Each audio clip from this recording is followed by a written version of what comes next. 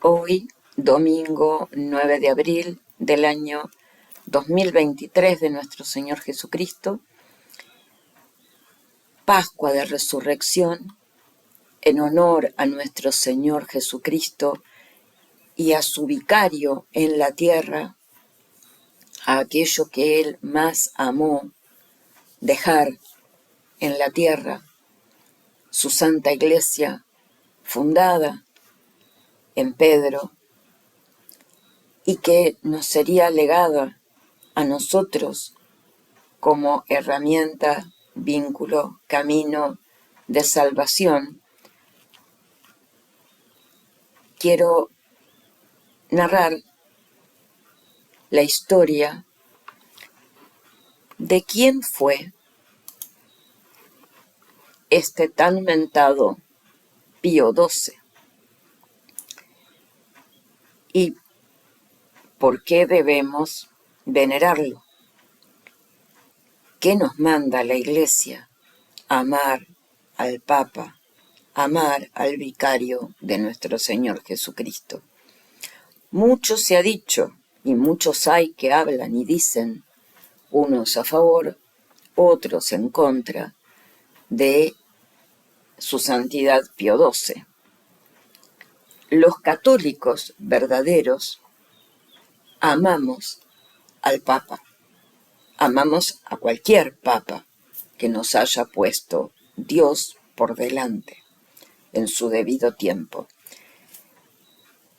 Pero increíblemente, en estos tiempos, a partir de 1958, la muerte de San Pío XII, todo esto cambió.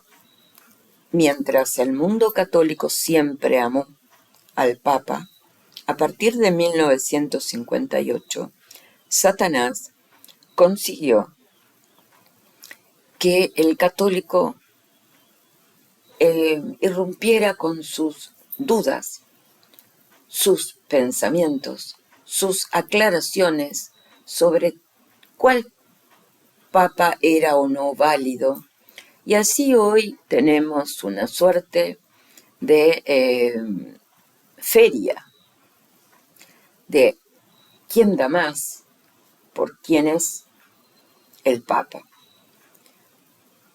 Para el católico, Papa es aquel que fue ungido por un cónclave, elegido bajo determinadas reglas, por las que todo el pueblo católico acepta sin violencia y acata sus disposiciones a partir del momento de su elección. Papa, para el católico, es sinónimo de católico. No hay papa hereje. Cuando Satanás logra hacer creer que hay papas que pueden cometer herejías, es para sorfiar que su elevado al trono de la cátedra de Pedro, un falso papa, Montini, y su falso precursor, Roncalli, y a partir de ellos el séquito de falsos papas, en realidad anticristos que inician su reinado a partir de Roncalli, podían cometer herejías, porque en la cabeza de un católico, en la formación verdadera de un católico de aquellos tiempos, no era posible aceptar que un papa cometiera herejías. Nunca había sucedido. Es más, de los que se había querido decir que habían cometido herejías y que, por tanto, la Iglesia tenía antipapas y tenía papas herejes y que estos eran posibles de ser juzgados, decir que eso fue desmentido abrumadoramente y demostrado abrumadoramente que era falso. falso, eso empieza a aparecer después de 1958. Antes de 1958, la verdad era que un papa era papa porque era católico. Y el católico no puede ser hereje, porque si es hereje, no es católico. Eso es lo que dice el magisterio.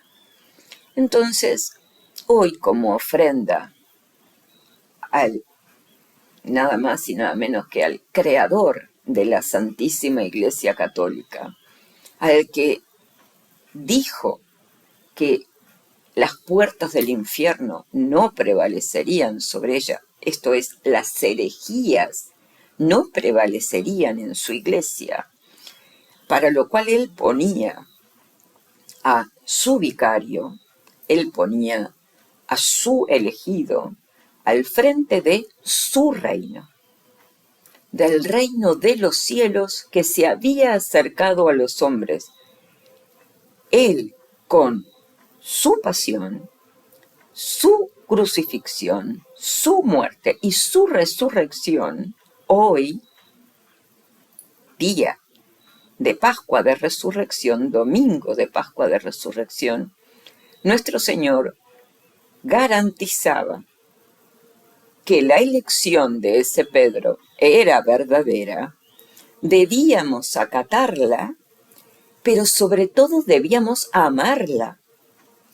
Acatar por simple decisión racional no hace a un católico, no a un hijo de Dios, porque un católico ama a su padre, porque ama al que lo señaló para hacerlo, que es Cristo.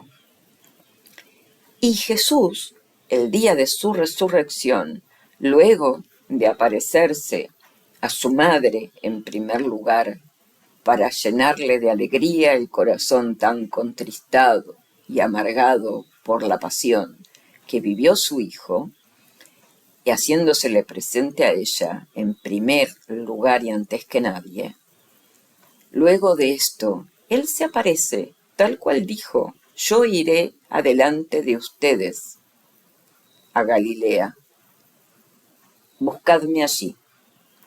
Y él se le aparece a los discípulos en su resurrección.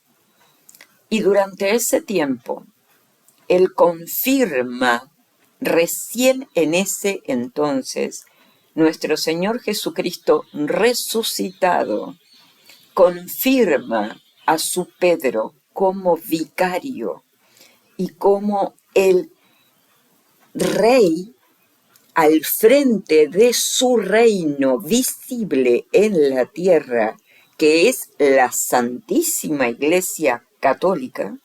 Él confirma a Pedro con todas las garantías divinas de la que él es poseedor. Sobre Pedro recae la institución del magisterio, o sea, la enseñanza de lo que está bien y de lo que no está bien, la enseñanza de cómo acceder al reino de los cielos, cómo debemos comportarnos en la casa de Dios. Estas son las leyes disciplinares y también en aquellos conocimientos sobrenaturales a los que el alma católica no puede renunciar jamás, so pena de quedar muerto en la tierra para el resto de su vida, eterna me refiero.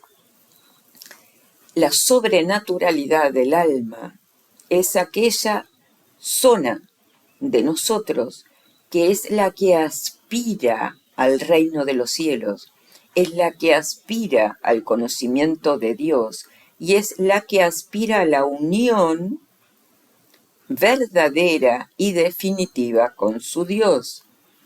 Todo eso quedó bajo las llaves de Pedro. Pedro es quien podía abrir o cerrar las puertas del reino.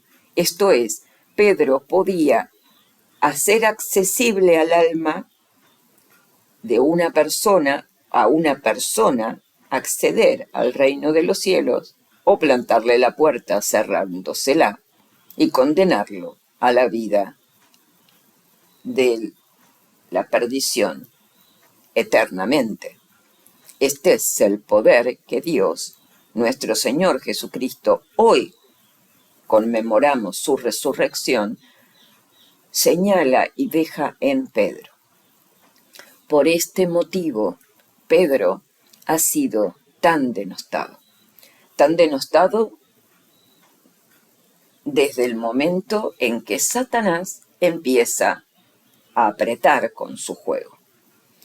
A partir de siempre lo estuvo, ¿verdad? Porque tirar a Pedro era tirar la Santa Iglesia de Cristo. Y era tirar, ¿qué es la Santa Iglesia de Cristo? Es el reino de Dios en la tierra.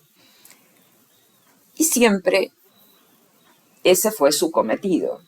Destruir la Iglesia era destruir el reino de Dios en la tierra, el reino de Dios, visible e invisible. O sea, la materialidad y la espiritualidad que reinaba sobre el mundo. Ese es el juego de Satanás. Y ha conquistado muchísimas almas. Y sigue haciéndolo el día de hoy. Por eso, en honor y homenaje a nuestro Señor y a su decisión de fundar su reino en la tierra, la Santa Iglesia Católica, dejando al frente a su vicario, quiero leer este libro. Es un librillo, no tiene muchas páginas, apenas unas 260 para tener tan alto contenido, y se llama Pío XII, su vida y documentos pontificios, por Monseñor Francisco Vives Esteves. Impreso en la editorial Sagrado Corazón de Jesús, en Avenida Ecuador 4576, Chile. Tiene su imprimatur correspondiente y el libro comienza así. Y, pequeño paréntesis, en un momento determinado van a entender que siguen esperando a Pedro el Romano. ¿Quién fue Pedro el Romano? Bueno, Santiago, 16 de octubre de 1941. Excelentísimo señor Vicario General del Arzobispado presente. Excelentísimo señor, el que suscribe solicita licencia para la impresión de Pío XII, Vida y Documentos Pontificios, por Monseñor Francisco Vives, según originales adjuntos. Es gracia. Dios guarde a su excelencia reverendísima, Carlos de la Plaza. Al excelentísimo señor Vicario General del Arzobispado. Santiago, 16 de octubre 1941, puede imprimirse y publicarse. Mila, B.G. Unius Secret. El jueves 2 de marzo del año 1939, a las 18 horas 17 minutos, el cardenal diácono Caccia Dominioni anunciaba desde la loggia exterior de San Pedro a la multitud apiñada sobre la plaza la elección del nuevo jefe de la Iglesia, con las palabras del ceremonial. Os anuncio una gran alegría. Tenemos por papa al excelentísimo y reverendísimo cardenal Eugenio Pacelli, quien tomó el nombre de Pío XII. Cualquiera que hubiera sido elegido por el cónclave los católicos del mundo entero lo habríamos recibido con espíritu de filial sumisión. Basta a los buenos hijos de la Iglesia que sea el sucesor de San Pedro, el jefe supremo y legítimo de la Santa Iglesia Romana, madre y maestra de todas las iglesias, para ofrecerle su veneración. De noble o modesto origen, hombre de ciencia o de acción, de tendencia conciliadora o de tendencia más estricta, el elegido por la voluntad divina, el ungido del Espíritu Santo, es siempre el Padre amado de todos los creyentes. Sin embargo, el sacerdote con sus cualidades humanas tiene una gran importancia en el Papa. Si él es completo, si se acerca a la perfección su elección, hace que el alma cristiana se llene de alegría y esperanza y nazca como una santa altivez en el corazón de los fieles. Tal es el caso del Papa Pacelli. Sus cualidades de obispo y de sacerdote, como las prendas personales de su carácter, lo hacen digno de la admiración de los fieles y de todos los hombres de bien que tienen que ver en él uno de los más altos exponentes de la perfección humana. Primeros años y sacerdocio. Brevemente veamos los principales rasgos biográficos del 263º sucesor de San Pedro, para detenernos con mayor amplitud en su labor como nuncio en Alemania y como secretario de Estado. Pío XII nació en Roma el 2 de marzo de 1876. Cumplió, en consecuencia, 62 años el día que fue elegido papa. Pertenecía a una familia que tiene como rasgo sobresaliente el haber servido siempre a la Santa Iglesia. Su bisabuelo, que murió de 101 años en 1901, fue ministro de Finanzas de Gregorio XVI. Su abuelo fue el último ministro de Relaciones Exteriores de Pío IX. Su padre fue abogado consistorial y uno de los consejeros más autorizados de los pontificados de León XIII y de Pío X. Se conoce la brillante actuación de su hermano en los acuerdos de Letrán. Eugenio, María, José, Juan. Fue bautizado el 4 de marzo de 1876. Frecuentó la escuela primaria, dirigida por las religiosas de la Congregación Francesa de la Providencia.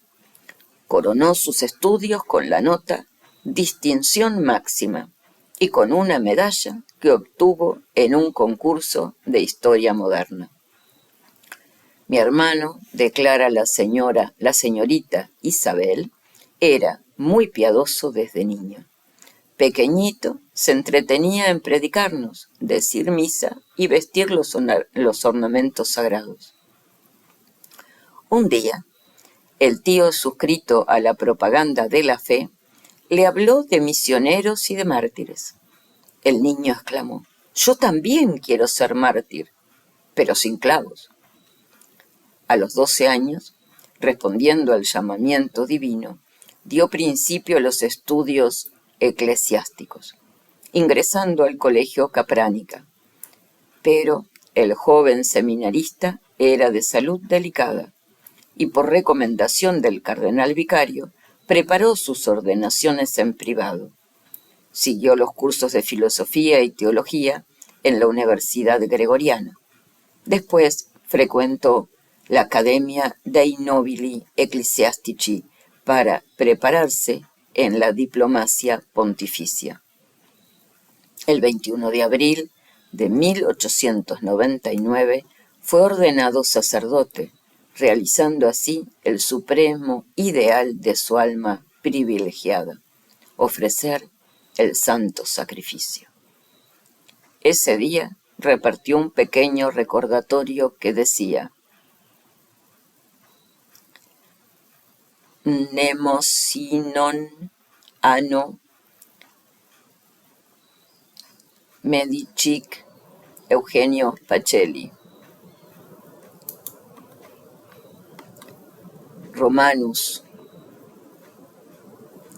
Solemni Christi resurgentis die, sacerdocio auctus, postridie, in Borgosiano sacello,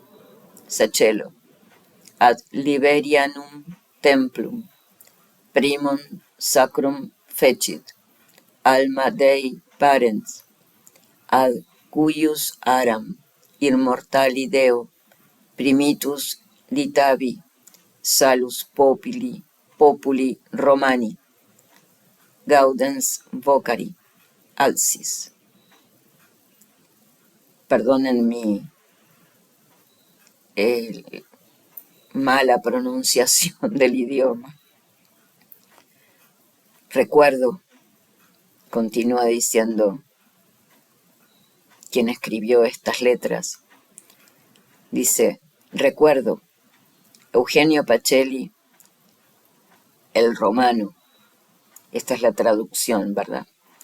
Recuerdo, Eugenio Pacelli, el romano,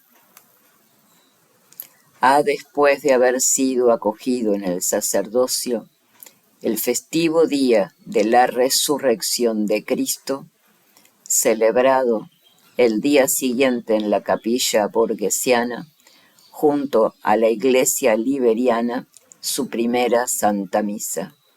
Tú, venerable Madre de Dios, en cuyo altar ofrecí al inmortal Dios mi primer sacrificio, que te alegras de ser llamada la dicha del pueblo romano, ayúdame. Voy a volver a leer en español la traducción de este recordatorio de las mismas palabras de Eugenio Pacelli, el Papa Pío XII.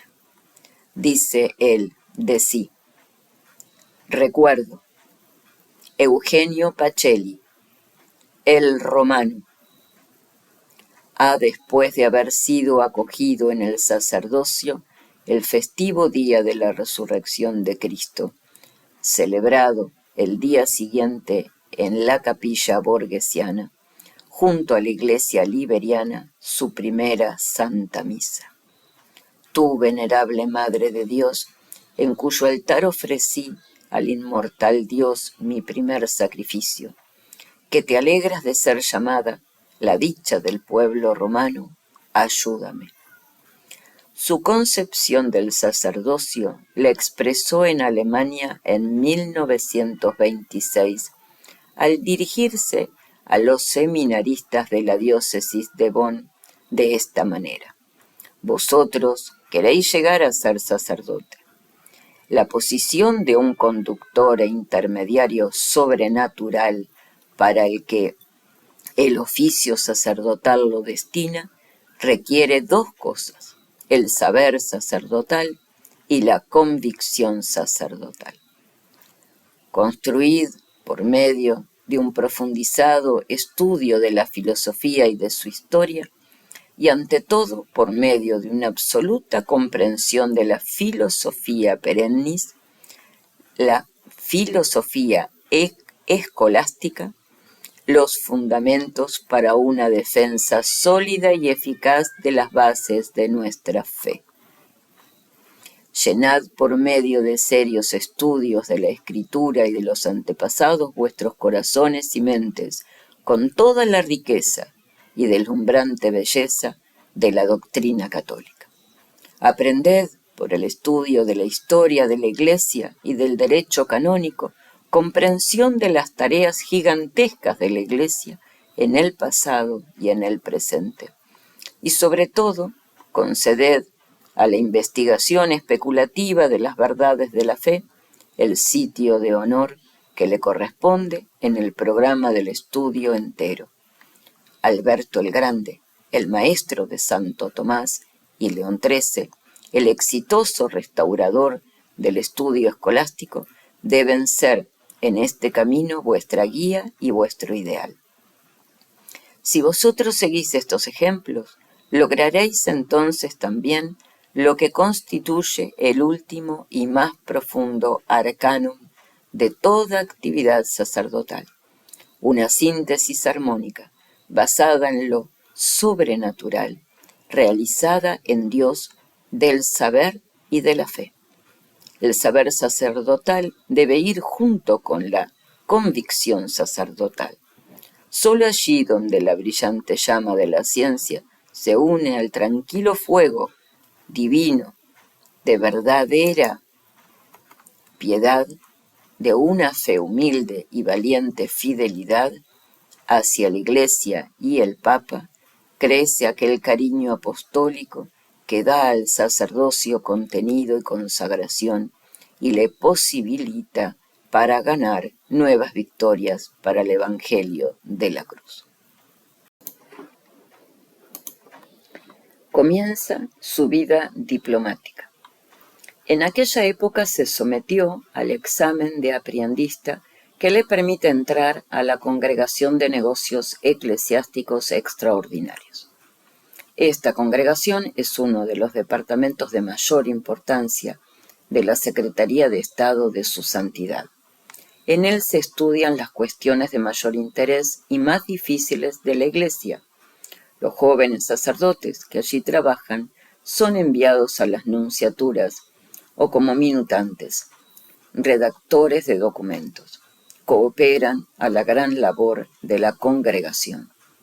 A estas últimas funciones fue llamado Monseñor Pacelli. Bajo la paternal autoridad de los cardenales Rampolla, Merri del Val y Gasparri, se familiariza el futuro Papa con todas las grandes cuestiones de gobierno de la Iglesia. Redacta personalmente documentos que llaman la atención y se deja tiempo para hacer clases de derecho romano, concordatorio e internacional en la Pontificia Academia Diplomática. En la Secretaría de Estado es especialista en los asuntos de Alemania y por eso es el encargado de dar lecciones en la dicha academia sobre el concordato entre la Santa Sede y Baviera. Las elecciones son notables por su claridad y por el conocimiento profundo de la legislación civil y canónica. La Universidad de Washington, que en esa época busca en Roma profesor de Derecho Canónico y Romano, le ofrece sus aulas, pero la Secretaría de Estado no quiere privarse de sus servicios tan valiosos y la obediencia a los superiores hace extinguir en el prelado el afán de conocer que presenta para su juventud la América. En 1911 es nombrado subsecretario de la congregación y en 1912 sucede en la secretaría a Monseñor Scapinelli, que es nombrado nuncio en Viena. En el santuario de Chiesa Nuova se inició en el sagrado ministerio. Allí tenía su confesionario, hacía el catecismo y predicaba. Aquellos que lo conocieron entonces han conservado el recuerdo muy vivo de esa alma ardorosamente apostólica, deseosa de formarse en el servicio de Dios y las almas. Por otra parte, las ocupaciones puramente intelectuales nunca lo absorbieron por completo. A pesar de un trabajo aplastador en la Congregación de Negocios Eclesiásticos Extraordinarios o en la Comisión por la Codificación del Derecho Canónico, el señor Pacelli tenía por norma consagrar cada día varias horas al sagrado ministerio.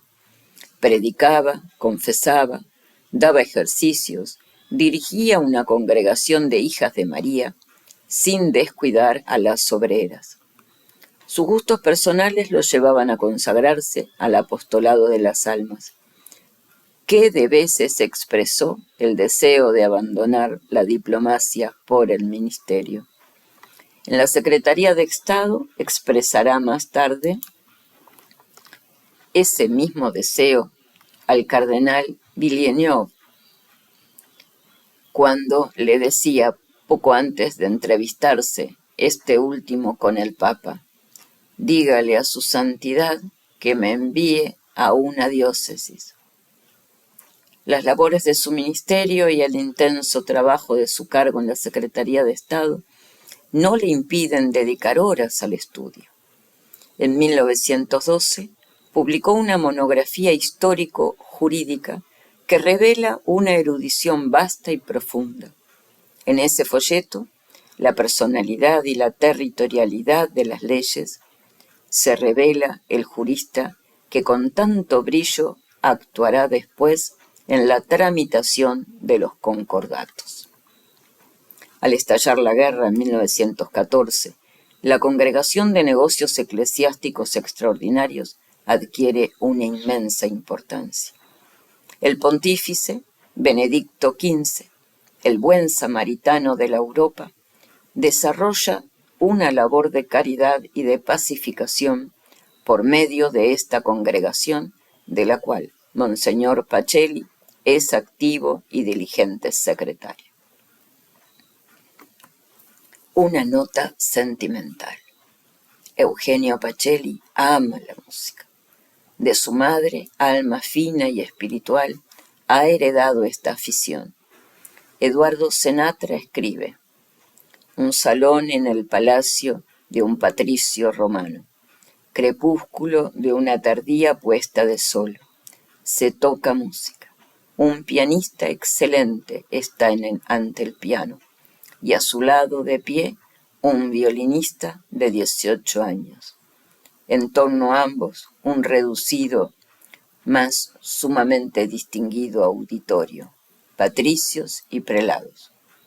Aún recuerdo con exactitud, se tocó una sonata de Corelli, el concierto para violín de Mendelssohn, el concierto en mi menor de Chopin, con un segundo piano.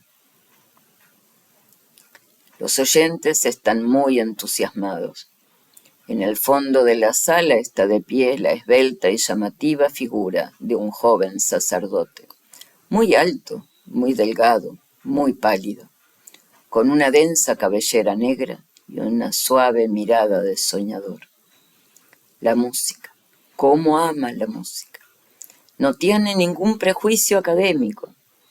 Diatónicos y cromáticos, clásicos, románticos y modernos, desde Palestrina sobre Bach, Mozart, Beethoven, Weber, Schubert, Chopin, hasta Debussy, comprende cada época y goza de cada creación, siempre que se trate de arte verdaderamente noble y hermoso. Este joven hombre era el sacerdote Pacelli. Estaba entonces en la Secretaría di Stata, aquella alta escuela de los diplomáticos vaticanos, y era considerado ya entonces como un hombre que prometía mucho, y un trabajador diligente. Mostraba empero su personalidad altamente espiritual, solo muy raras veces, y únicamente en un círculo muy íntimo. Sobre las personas ausentes hablaba tan solo cuando podía elogiarlas. De sí mismo no hablaba nunca.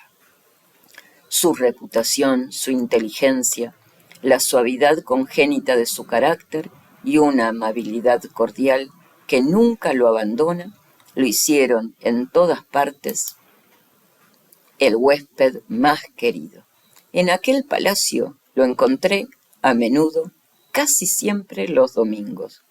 No sé si yo tenía ya entonces suficiente conocimiento de los hombres como para reconocer en él una personalidad excepcional, o si mi simpatía era tan solo una especie de agradecimiento por el entusiasmo que demostró por el arte el joven violinista.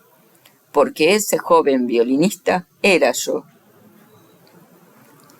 Misión en Alemania. Después de 2 años de trabajo, en los cuales interpreta como nadie el pensamiento de su augusto soberano, es designado por el mismo nuncio ante la corte de Baviera. Quiso Benedicto XV llamar la atención al mundo diplomático de la elección que acababa de hacer, y él mismo consagró obispo en la Capilla Sixtina a su enviado a Baviera. Acontecimientos posteriores hicieron comprender en todo su significado el gesto del pontífice. Al recordar años más tarde las fatigas y trabajos de este período con sencillez, podría escribir: mi carrera no fue de honores sino de fatigas y trabajos en la labor de la viña mística que me había confiado el padre de familia. El 27 de marzo de 1917, el joven nuncio, consagrado obispo por el Papa, hizo su entrada en Múnich. La corte de Luis III recibió con su tradicional pompa a Monseñor Eugenio Pacelli, quien, comprendiendo toda la importancia que su misión tenía para la paz y el bien de las almas, con energía y claridad, en medio de una atmósfera cargada de guerra, habló en su primer discurso de la paz necesaria próxima.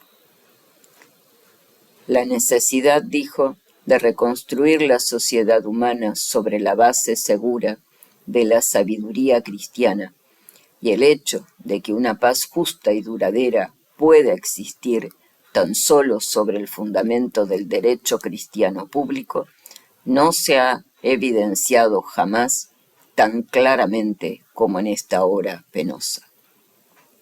Se ha encargado a mis débiles fuerzas la misión de colaborar en esta obra de paz en una época que tal vez no tenga precedentes en la historia.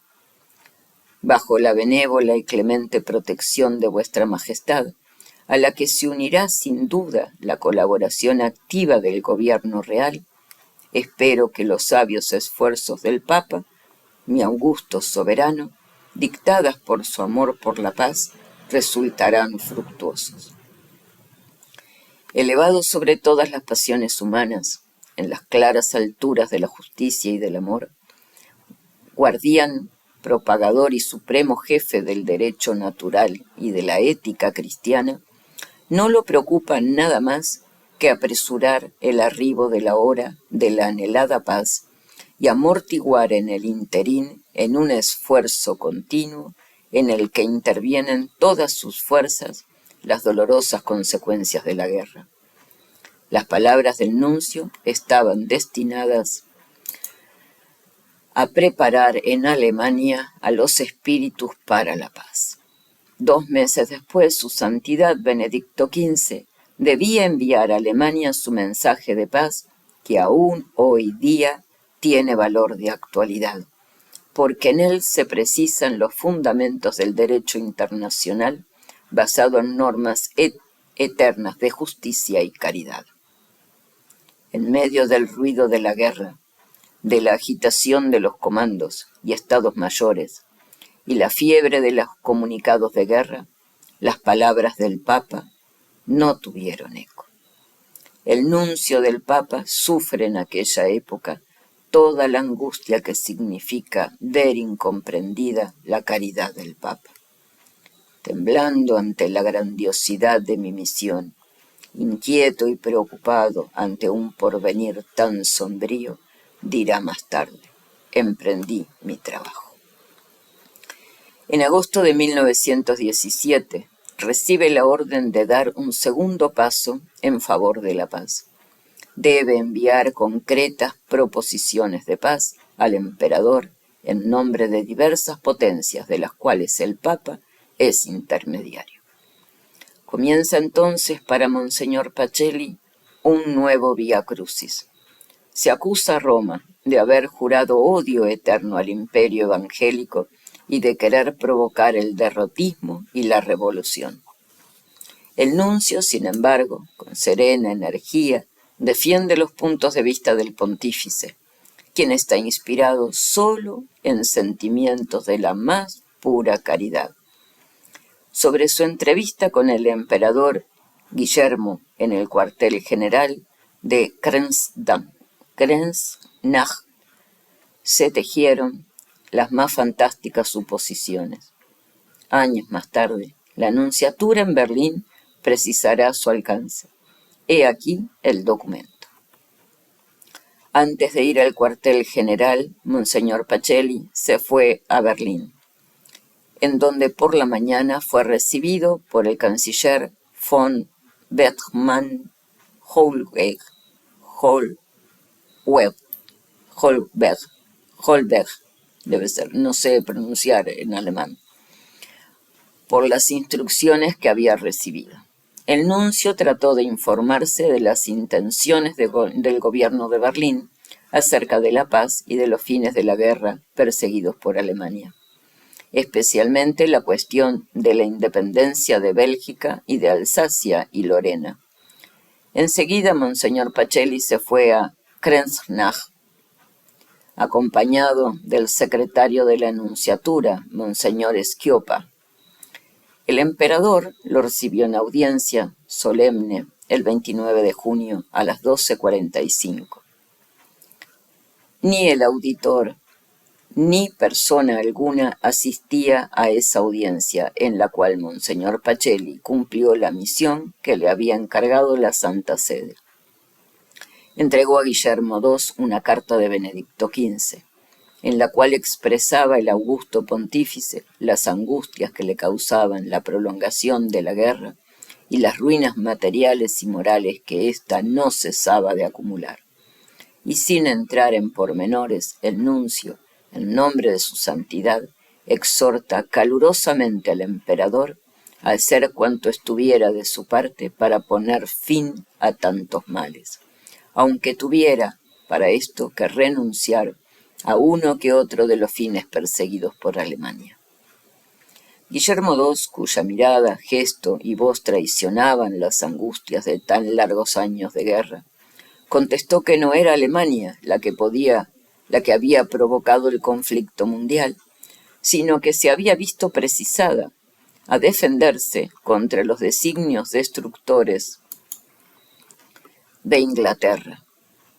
Recordó el ofrecimiento de paz hecho por Alemania en el mes de diciembre del año anterior, sintiendo al mismo tiempo que el Papa no hubiera hablado como lo hizo el presidente Wilson. En fin, después de hablar de los peligros que a su modo de ver encerraba la acción del socialismo internacional en favor de la paz, el emperador insinuó la idea de que el Padre Santo hiciera un llamado solemne dirigido no a los gobiernos sino al clero y a los fieles de todo el mundo, y por el cual les mandase oraran y trabajaran sin cesar por la paz. Por no tener instrucciones sobre el particular, el nuncio no aceptó ni rechazó la proposición. Hizo notar que le era difícil al Santo Padre hacer algo en este sentido, dada la situación en que se encontraba con respecto al gobierno italiano, pero aseguró al emperador que iría a Roma para transmitírsela personalmente como era su deber y como lo hizo en efecto.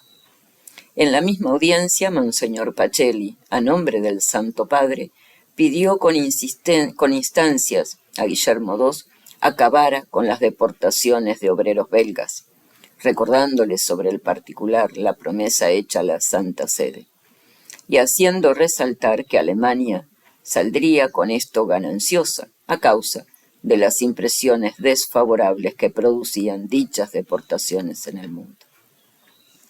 El emperador trató de defenderlas desde el punto de vista jurídico, pero ante la insistencia del nuncio prometió ocuparse del asunto. Después de la audiencia, Monseñor Pacelli fue invitado con el auditor a almorzar con el soberano. Lo que parece cierto de todo lo que se discutió y publicó con posterioridad es que las proposiciones del Papa fueron adulteradas y mantenidas en secreto por aquellos que, engañados por la ilusión de una próxima victoria, no comprendieron el profundo sentido humano de las proposiciones pontificias. El pueblo alemán rindió homenaje de gratitud a Benedicto XV y a Monseñor Pacelli cuando conoció la paz digna que le ofrecía el Papa y no la que le fue impuesta. El pensamiento de Benedicto XV. En esta hora de zozobra internacional conviene recordar el pensamiento de paz que inspiraba a Benedicto XV. Es consolador constatar que el gran pontífice se adelantaba a los tiempos y proponía soluciones que, al haberse escuchado, habrían evitado a la humanidad los días de tragedia que hoy vive. En la nota del 1 de agosto de 1917, firmada por el Papa, se imploraba a los jefes de Estado que terminaran con la guerra. Debe, decía Benedicto XV, formar el mundo civilizado un solo camposanto. Se acerca esta Europa tan floreciente y gloriosa como presa de una locura general al abismo. Quiere acabar con sí misma por suicidio. En su parte sustantiva decía: el lugar del poder material de las armas tiene que ser ocupado por el poder moral del derecho. Por consiguiente, debe realizarse un justo entendimiento en base de un desarme general y simultáneo. Un tribunal de arbitraje con una actuación noble y pacificadora reemplazaría luego a los ejércitos con seguridades a fijarse contra el Estado que se negara a someterse al tribunal de arbitraje en cuestiones internacionales.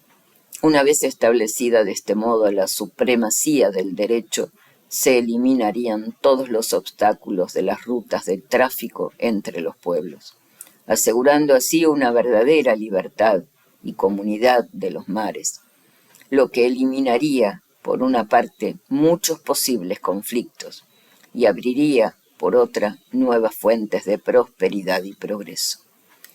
Para solucionar la cuestión referente a los perjuicios y gastos que ha causado la guerra, no vemos más camino que el de establecer como máxima general un completo y recíproco desistimiento, lo que hallaría además su justificación en las inmensas ventajas que se pueden esperar del desarme. Pero estos convenios pacíficos, con las inmensas ventajas que originarán, no son posibles sin la mutua devolución de los territorios ocupados actualmente. Eso significaría para Alemania la desocupación completa de Bélgica, asegurándole al mismo tiempo su entera independencia política, militar y económica frente a cualquier potencia, lo mismo que la desocupación del territorio francés, y para los otros beligerantes la devolución de las colonias alemanas.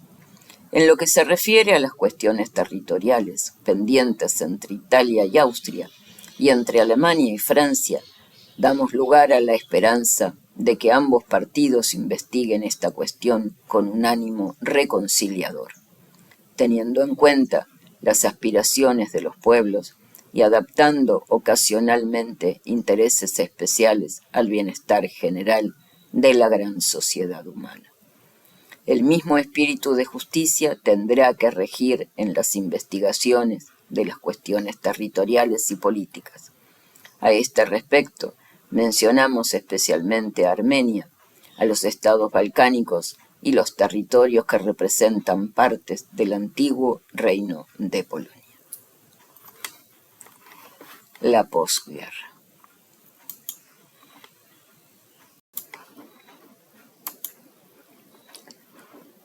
La posguerra.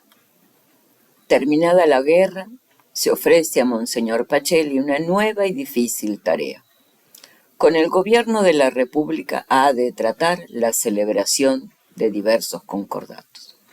En 1926 puede firmar en nombre de la Santa Sede el concordato con Baviera y en 1929 con Prusia. Con trabajo, paciencia, abnegación y tenacidad hace respetar en los pactos concordatorios las libertades de la Iglesia. Se acusa al nuncio de haber obtenido poco, mas Pío XI, que conoce las innumerables dificultades, exclama: «Pare poco, ma è molto». A pesar de la brevedad de estos apuntes biográficos, no es posible silenciar la actitud viril y enérgica que debe asumir su excelencia el nuncio Pacelli en los días trágicos de la Revolución Comunista de Baviera. La comisión de la Entente, encargada del provisionamiento de víveres de Baviera, los diplomáticos, los representantes de la industria y los encargos del gobierno nacional han huido de Múnich. El nuncio de su santidad había permanecido en su puesto. El historiador austríaco Otto Walter refiere así aquellas horas trágicas en que se puso al vivo todo el temple moral y sacerdotal del actual papa. Su casa se encontraba en la calle Brienner, en el corazón de Múnich. Un angosto portón conducía a un pequeño patio donde algunos árboles crecían con escaso follaje verde. En la casa, a la izquierda, había un pequeño salón sin adornos. A la diestra, un cuarto transformado en capilla. Un profundo silencio reinaba allí. Poco brillo de oro y luz. Un ensueño de incienso y un profundo recogimiento. En el primer piso, ante la ventana de su estudio, estaba de pie el nuncio. La figura recta, negra y purpúrea, parecía haber adelgazado aún más, y la expresión de su rostro era más enérgica que nunca. Las torres de la iglesia de Liebbrauchen,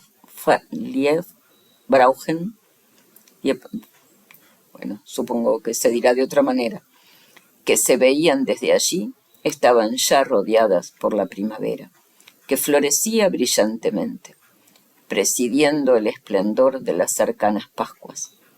Pero de entre el cúmulo de casas llegaba incesantemente el ruido de los trépitos, de los tiros.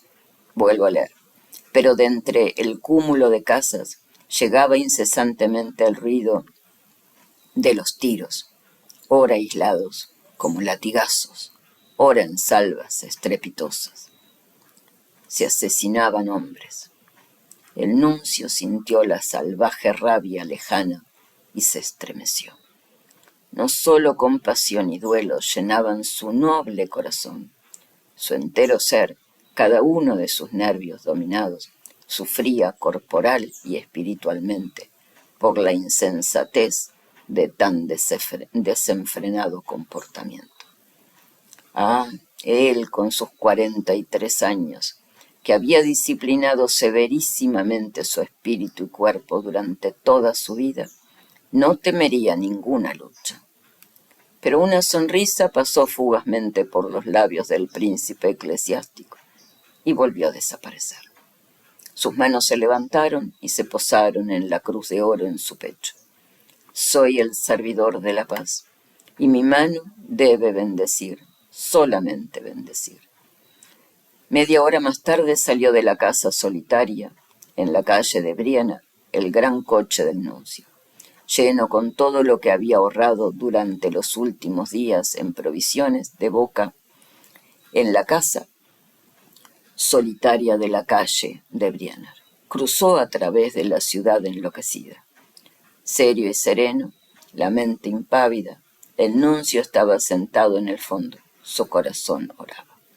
El coche se detuvo en la callejuela paupérrima. No regresó hasta que hubieron pasado horas. La hermana, con su vestimenta negra, comenzó a preparar la cena. Ha reservado para su excelencia algo de arroz delicioso que la mano de un gran amigo ha obsequiado. Arroz blanco como la nieve. Lo único que había quedado aún en la despensa. Pero el arroz había desaparecido. La hermana estaba espantada. El nuncio sonríe un poco pálido. En alguna parte de la ciudad enloquecida, niños pálidos como la muerte se inclinan sobre un plato inmensamente caro. Arroz, arroz, pesado, delicioso y blanco como la nieve. 2 días más tarde, en el edificio de la Embajada Italiana en Múnich, donde el agregado militar, capitán de caballería de Luca, está encargado de los negocios, la campanilla del teléfono repiquetea. El capitán de Luca será fiel al nuncio hasta la muerte. Con 2 pasos se aproxima al aparato. Aquí habla el secretario del nuncio. Venga de inmediato. Guardias rojos. Enseguida, el coche militar de campaña del italiano, de color gris, sale con velocidad vertiginosa de la embajada. El capitán de Luca está al volante y sus facciones parecen de piedra. Haciendo sonar la bocina, pasa ante el obelisco de la plaza Carolinen y entra sin reducir su velocidad en la calle Briana. Los frenos rechinan y con una ligera sacudida el coche se detiene ante la entrada de la nunciatura.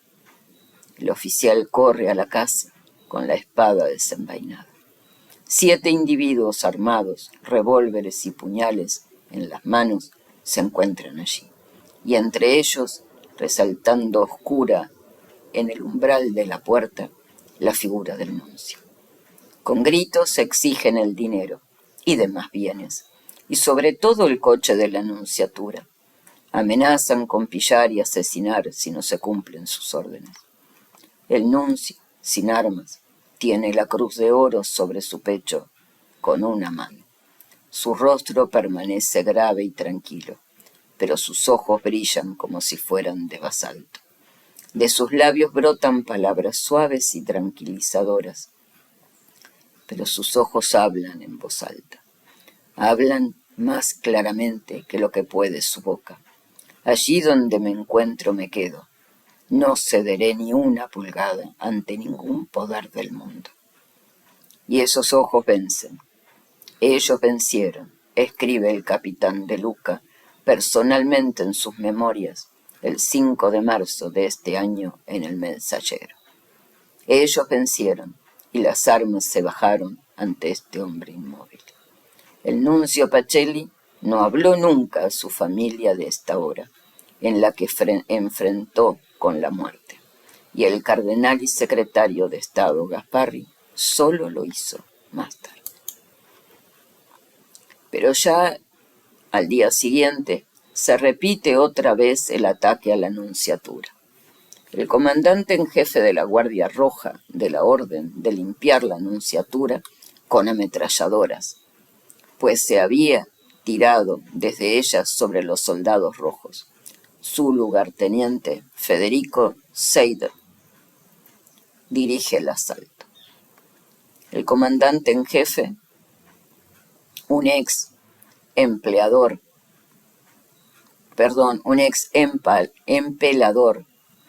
no es un hombre, es un animal.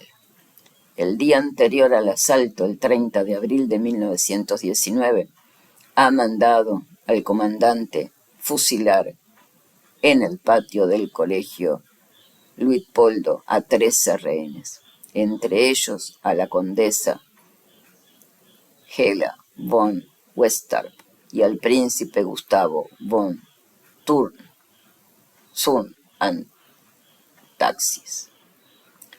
Cuando el destacamento de ametralladoristas avanza contra la nunciatura, el capitán de Luca se entera del peligro.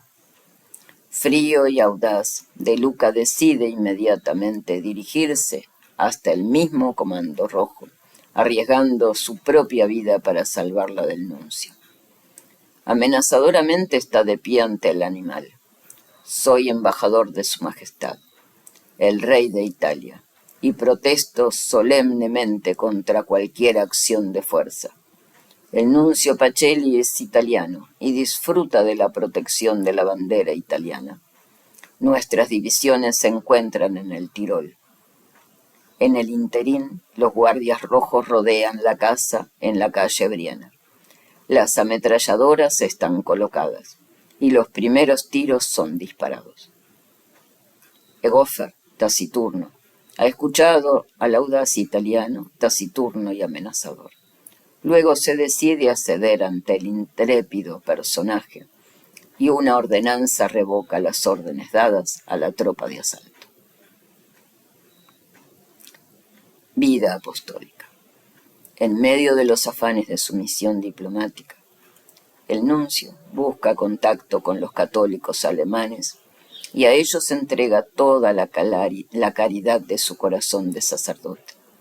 En Berlín preside las fiestas del aniversario de la coronación del Papa. Visita las diócesis de Friburgo y Rotemburgo en las fiestas centenarias de su erección. Está en Treveris, en Maguncia, en Frankfurt, Stuttgart, Hannover, no sé cómo se pronuncia, y Fulda, en todas partes donde se manifiesta potente y vigoroso el catolicismo alemán. Su preocupación por la suerte de los obreros es intensa. Quiere conocer de vista su vida pobre y triste. Al visitar las minas de Dortmund, baja con los obreros al interior. A la salida, en traje de minero y con una pequeña lámpara en la mano, se deja fotografiar. En las regiones de Ruhr, esa fotografía se vende con profusión. En Rosenheim se le regala un automóvil en reconocimiento de lo que ha hecho por la clase popular durante la guerra y la inflación. Este interés de conocer personalmente las necesidades de los pobres es proverbial en el futuro Papa. Un día en Buenos Aires, en los días del Congreso Eucarístico, en una de las pocas horas libres que le deja el protocolo con un oficial de su escolta, quiere conocer los suburbios de la gran ciudad. Las mujeres, los niños, los obreros se acercan a su automóvil. Para todos tiene una palabra de cariño y una bendición. Algún tiempo después, comunicando sus impresiones a un periodista francés, recordará con emoción a una pobre mujer que le presenta con amor a su hijo para que lo bendiga. La admiración por su personalidad es unánime. Aún los adversarios de la verdad cristiana le rinden el tributo de su sincera alabanza. En 1928, el corresponsal a las fiestas de Maguncia del Frankfurter Zeitung, órgano de la izquierda democrática, escribe: en todas partes hemos visto al diplomático pontífice. Lo hemos contemplado sin descanso, su cara fina, ascética, cuyos ojos revelan la prudencia y que lleva en sus labios una sonrisa de bondad y de atracción. Lo hemos visto escuchar serio y atento. Lo hemos oído hablar reflexivo y pensado cada palabra. Cuando celebra el santo sacrificio parece transfigurarse. Su semblante está profundamente recogido. Ningún movimiento muscular, su cabeza recta, todos los gestos hieráticos revelan el poderoso dominio de una voluntad enérgica. Su acción, lejos de ser acción exclusivamente diplomática, es esencialmente de pastor de almas. Los católicos alemanes que quisieron antes de su partida de Berlín guardar en un libro sus discursos, bien sabían todo el tesoro de caridad sacerdotal que había en el alma del representante del Papa. Su palabra elocuente, con la sobria elocuencia del pensamiento, es la palabra del ciudadano del mundo. Hablando a los periodistas en un congreso de la prensa, les dice: estáis al servicio de una ley augusta y real, la ley de la caridad. Los caballeros de la verdad, que son los periodistas, no deben conocer las fronteras de las razas y de las naciones, y en la expansión de la humanidad y la evolución del mundo deben hacer primar lo que une y no lo que divide, la paz y no el odio. En las horas de tensión política y social, en la labor cotidiana, sembrada de escollos, tengamos el valor de huir de los horizontes limitados y terrestres para descansar en las esferas donde se realizan las obras duraderas y eternas. La humanidad redimida por Jesucristo y confiada al cuidado maternal de la Iglesia es lo único que mira el futuro Papa en la guerra y en la paz, durante su misión en Alemania.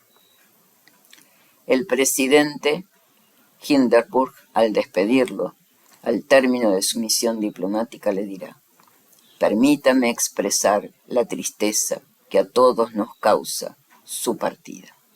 Hace 9 años que mi predecesor acogía a su excelencia como el primer nuncio, acreditado ante el gobierno alemán.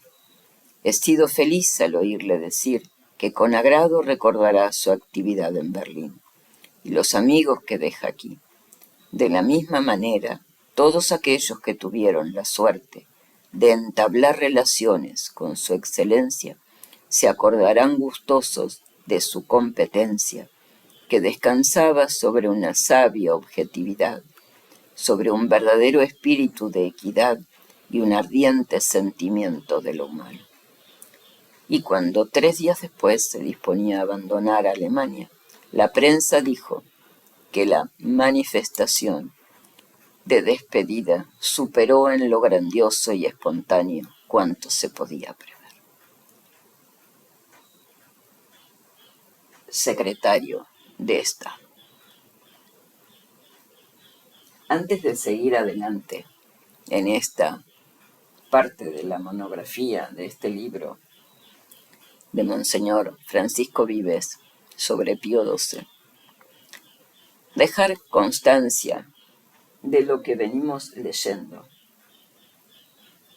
Nadie diría hoy que estos eran los sentimientos reales de los pueblos sobre su santidad Pío XII. Por el contrario, se han encargado especialmente en destruir todo lo que fue el accionar y cómo era querido este Papa. Lo han denostado de todas las maneras habidas y por haber. Y era de esperar para un hombre cuyo trabajo es ser el vicario de Cristo, porque al que odian a través de él es a Cristo. Y es increíble ver cómo este hombre, este Papa, futuro Papa, en este entonces todavía Monseñor Pacelli, al frente de una tarea gigantesca durante la Primera Guerra, es amado por los pueblos por donde pasa. Y quiero recordar lo que en este punto, lo que él escribió de sí mismo. Estamos en la página 28 del libro de Monseñor Francisco Vives, de unas 256, 260 páginas en realidad. Al comienzo del libro, cuando él es ordenado sacerdote. En sus palabras, quiero recordar lo que él escribe como recordatorio de sí mismo. Dice: recuerdo, Eugenio Pacelli, el romano, después de haber sido acogido en el sacerdocio, el festivo día de la resurrección de Cristo, celebrado el día siguiente en la capilla borgesiana, junto a la iglesia liberiana, su primera Santa Misa. Tú, venerable Madre de Dios, en cuyo altar ofrecí al inmortal Dios mi primer sacrificio, que te alegras de ser llamada la dicha del pueblo romano, ayúdame. Maravillosas palabras. Él se llama, en el momento de asumir como sacerdote, en su primera Santa Misa y como recordatorio de la misma, Pedro, sería después, ¿verdad?, el romano. Casualmente, el romano.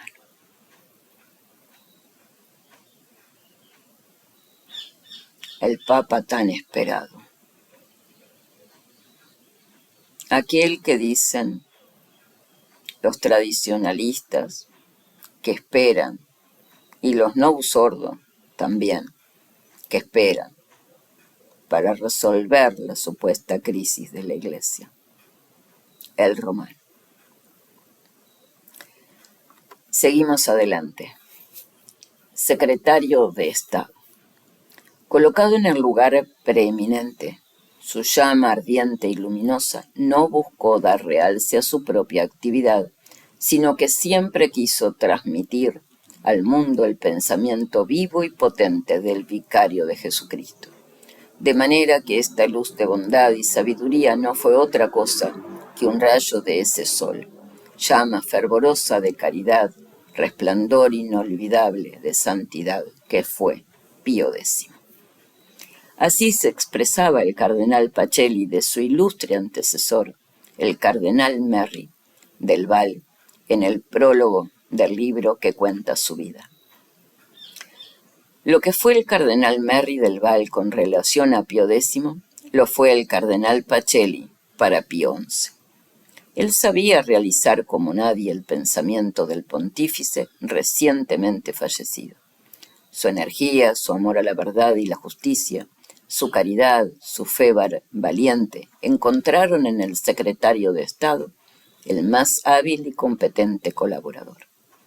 El Papa Pío XI tanto distinguió a su amado hijo, que puede decirse que por él, instrumento de la divina providencia, fue preparada su exaltación al supremo pontificado. En la Secretaría de Estado comienza una labor que es imposible pretender esbozar. Además del inmenso trabajo que significa el despacho diario de audiencia y el estudio de los asuntos de la Iglesia, el cardenal secretario de Estado, en su oportunidad, dice con claridad: energía y plena de espíritu sobrenatural, su autorizada palabra cuando algún asunto en la Iglesia lo requiera. Muchos son los discursos y documentos en los cuales su inteligencia y modo de ser personalísimo aparecen con relieves inconfundibles. Su eminencia tiene formación clásica y respeta los cánones tradicionales al hacer sus discursos. En ellos encontramos siempre exordio, división del discurso en 3 puntos, explanación de ellos, resumen y peroración, con un texto bíblico citado al principio que acentúa la unidad de su pensamiento. Pero sobre este aspecto exterior se distingue la riqueza de la doctrina, el conocimiento de la Escritura, especialmente de San Pablo, y la erudición del estudioso, que comprende su época y las inquietudes de la hora actual. En el discurso pronunciado en el Congreso Eucarístico de Budapest, después del exordio, enuncia los 3 puntos de su interesantísima oración. En medio de un mundo donde languidece la fe, es necesario proclamar las verdades fundamentales de la redención, que el misterio de la Eucaristía sintetiza con Compendium Fidei. En medio de un mundo que tiende cada día a traspasar la ley divina, profesar una plena y consciente sumisión a la ley de la Santa Eucaristía, que exige la armonía entre la fe y la conducta. Palestra Sanctitatis. En medio de un mundo quebrantado y desequilibrado por las provocaciones a la discordia, unir a todas las gentes de bien en una cruzada apostólica para promover las obras de la concordia, de la salud social, del sacrificio, en un sentimiento de amor fraternal inspirado en la Eucaristía, Vinculum Caritatis. Otro notable discurso es el pronunciado en el Congreso Eucarístico de Buenos Aires. De este solo quisiéramos recordar la peroración final, en la cual el anhelo ardiente de caridad del Papa se muestra en toda su plenitud. El alma desea impaciente que Jesús establezca en ella el reino del amor y anhela poder decir Dominus possedit me, que es emblema de tal reino. Se siente penetrada de ardores apostólicos para dilatar los confines de la Iglesia. Rendida de dulce agonía, repite el cupio dissolvi et esse cum Christo. Y se siente al mismo tiempo capaz de realizar todas sus generosas aspiraciones confiando en el amor. Omnia possum, in eo qui me confortat. Todo lo puedo en él, pues mi amor se ha escondido y vive en la divina Eucaristía.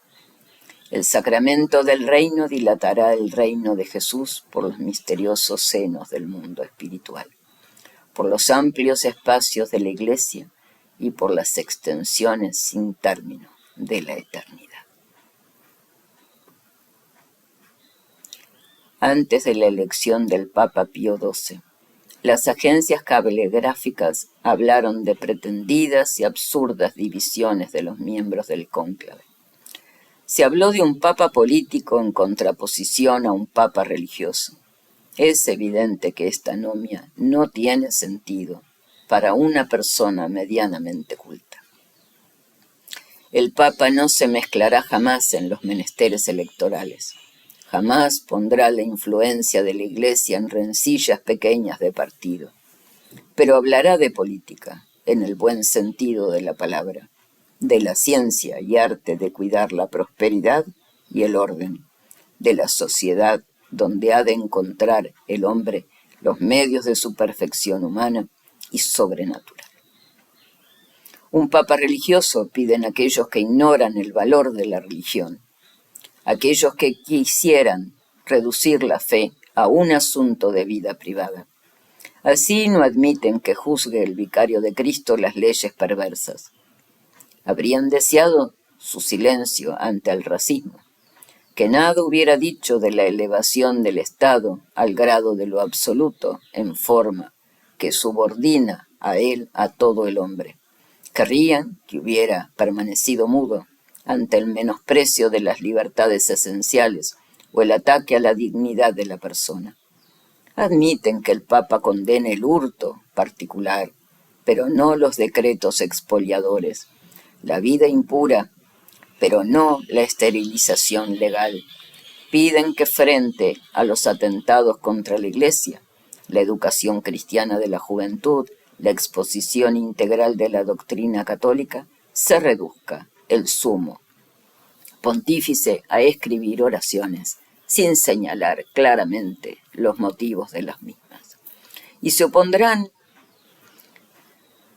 a que especifique los errores o los repudie en solemnes encíclicas y alocuciones. Llamarán eso catolicismo político. Y no se dan cuenta, miopes al fin, que el Papa defiende así al hombre y los más altos valores de la civilización. A estas insidias de periodistas sin cultura debemos sonreír. Los católicos sabemos que el Papa es un varón de Dios y con firme energía condenará todo aquello que impida a la Iglesia realizar su misión. Abrimos un paréntesis aquí, en la página 32 del libro Pío XII de Monseñor Francisco Vives, para decir cuánto ha ganado Satanás consiguiendo que la Iglesia fuera destruida en la mente de las personas. El desconocimiento del accionar del Papa, de cualquier Papa, es realmente la primera gran agonía de la Iglesia para la humanidad y, por tanto, del primer quiebre mayúsculo de la humanidad en camino a su salvación. Esto es lo que, en cierta medida, Por regalo del cielo, Dios me ha hecho comprender de cuál es la trascendencia de la defensa de la fe, de la defensa del Dios en el que creemos, trino y uno, cuando defendemos su Santa Iglesia y a sus papas con ella. No hay posibilidad de defender a Cristo para el que se diga cristiano sin defender primero a su papa, a su papado, a la institución del papado, pero a la persona misma del papa y de su Santa Iglesia, porque defender al papa es defender a la Iglesia. Defender a la Iglesia es defender el reino de Dios en la tierra. Defender el reino de Dios en la tierra es defender la reyesía de nuestro Señor Dios Trino y Uno en Jesucristo sobre todo lo que existe, que fue ganado con su sangre, con su pasión, con su comer todos nuestros pecados para liberarnos del contrato que Satanás tenía sobre cada uno de nosotros, toda la humanidad. Hoy en día tan importante. Hoy, en el día de la resurrección de nuestro Señor Jesucristo, mi más profundo y sentido homenaje, reconocimiento a Él y a toda su grandeza y su magnanimidad para entregarse en esa cruz bendita y resucitar luego de vencer la muerte, es poner de manifiesto a su último Papa en las verdades de lo que esto significaba para la Iglesia, para el católico verdadero. Por lo cual no podemos seguir confundiendo a un Papa con el anticristo o sus secuaces.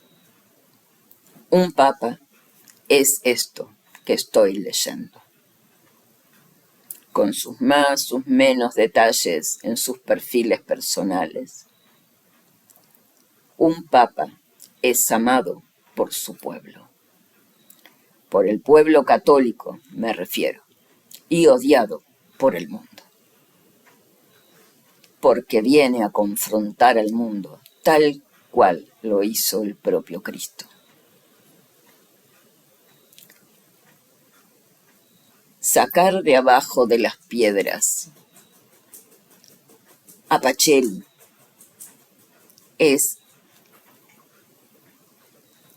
de alguna manera, restituir a la verdad su verdad. ¿Quién fue nuestro último Papa? Pacelli, Pío XII, su santidad. ¿Qué hizo por la Iglesia en su defensa? Hoy que es tan denostado